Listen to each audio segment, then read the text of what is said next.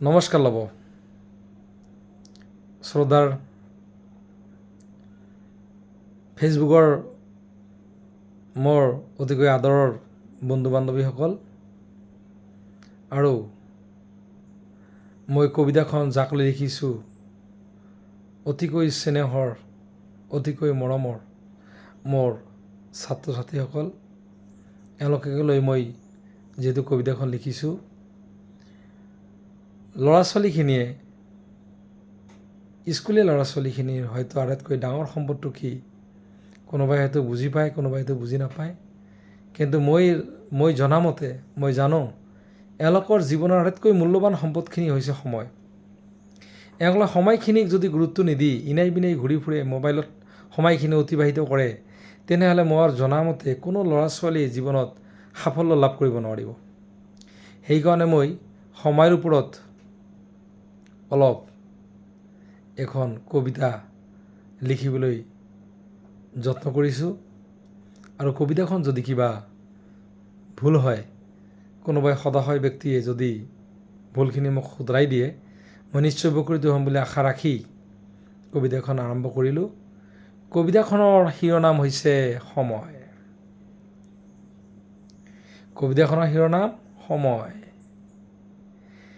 সময় সময় সময় সময় অমূল্য ধন, সময়ৰ কাম সময়ত নহ'লে উদ্ধাৰ কৰিব নোৱাৰে আপোনজন, হয়নে?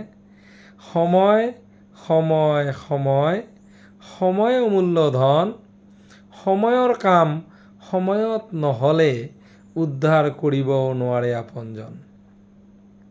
সময়ৰ মূল্য বুজিছে কাছ ককাই, সময়ৰ মূল্য বুজিছে কাছ ককাই, অসাধ্যকো কৰিলে পাৰ, সময়ৰ জ্ঞান নাথাকা শহা ককাই, কাছৰ আগত মানিলে হাৰ। সময়ৰ মূল্য বুজিছে কাছ ককাই, অসাধ্যকো কৰিলে পাৰ, সময়ৰ জ্ঞান নথকা শহা ককাই, কাছৰ আগত মানিলে হাৰ। সময় কেতিয়াও ঘূৰি নাহে, সময় কেতিয়াও ঘূৰি নাহে, মিতব্যয়ী হোৱা মানৱ শৃংগৰ মুধচ পাবলৈ সময়ৰ সৎব্যৱহাৰ কৰা। সময় কেতিয়াও ঘূৰি নাহে, মিতব্যয়ী হোৱা মানৱ শৃংগৰ মুধচ পাবলৈ সময়ৰ সৎব্যৱহাৰ কৰা। সময় কাৰো বাবে ৰৈ নাথাকে, সময় কাৰো বাবে ৰৈ নাথাকে, সময়ৰ কাম সময়ে কৰে। সময় কাৰো বাবে ৰৈ নাথাকে, সময়ৰ কাম সময়ে কৰে, সময়ৰ লগত চলিব নোৱাৰিলে দুশ্চিন্তাই আগুৰি ধৰে। সময় কাৰো বাবে ৰৈ নাথাকে, সময়ৰ কাম সময়ে কৰে, সময়ৰ লগত চলিব নোৱাৰিলে দুশ্চিন্তাই আগুৰি ধৰে, হয়নে? সময়ৰ কাম সময়ত কৰা, সময়ৰ কাম সময়ত কৰা, দূৰৰ ৰতন হাততে পাবা, জীৱনত পাবা সুখ। সময়ৰ কাম সময়ত কৰা, দূৰৰ ৰতন হাততে পাবা, জীৱনত পাবা সুখ। সময়ে বুজাই দিয়ে জীৱনৰ মূল্য, নাহে কেতিয়াও দুখ। সময়ে বুজাই দিয়ে জীৱনৰ মূল্য, নাহে কেতিয়াও দুখ। সময়ৰ কাম সময়ত কৰা, দূৰৰ ৰতন হাততে পাবা, জীৱনত পাবা সুখ। সময়ে বুজাই দিয়ে জীৱনৰ মূল্য, নাহে কেতিয়াও দুখ। এই যে মই কবিতাখন আবৃত্তি কৰিলোঁ, মই যিটো সময়ত এই কবিতাখন আবৃত্তি কৰিলোঁ এই সময়খিনি মই জীৱনৰ কেতিয়াও ঘূৰি নাপাওঁ।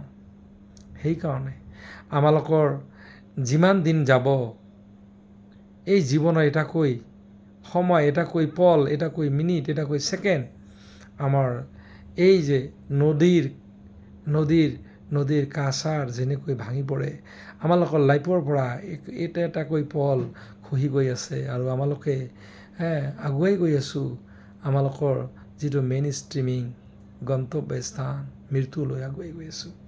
গতিকে সময়ক যাতে আমালোকে সকলোৱে প্ৰতিজন ব্যক্তিয়ে হওক প্ৰতিজন ল'ৰা ছোৱালীয়ে হওক আমালোকে সময়খিনি যাতে অপব্যৱহাৰ নকৰি সময়ৰ প্ৰতি যাতে মিতব্যয়ী হৈ আমালোকে জীৱনত আগুৱাই যাব পাৰোঁ আৰু ল'ৰা ছোৱালীখিনি যাতে সময়ৰ ওপৰত বিশেষকৈ সময়ৰ ওপৰত গুৰুত্ব দি পঢ়া শুনাখিনি কৰি আজি পঢ়িম, আজি নপঢ়ো কালি পঢ়িম, কালি নপঢ়ো পৰহি পঢ়িম, এনেকৈ যাতে জীৱনৰ মূল্যৱান সময়খিনি অতি মূল্যৱান সময়খিনি যাতে অতিবাহিত নকৰি জীৱনৰ এই মূল্যৱান সময়খিনি কামত লগাই তাৰ ওপৰত বিশেষ আশা ৰাখি মই কবিতাখন লিখিছোঁ, যাতে মোৰ লিখাটো সাৰ্থক হয় এই বুলি আশা ৰাখি, আৰু কোনো যদি সদাশয় ব্যক্তিয়ে মোৰ কবিতাখনৰ প্ৰনাউন্সিয়েশ্যনে হওক কিবা উচ্চাৰণত কিবা যদি ভুল হয় সেইখিনি কমেণ্ট বক্সত শুধৰাই দিবলৈ নাপাহৰিব বুলি আশা ৰাখি মই ইয়াতে সমাপ্ত কৰিলোঁ। ধন্যবাদ।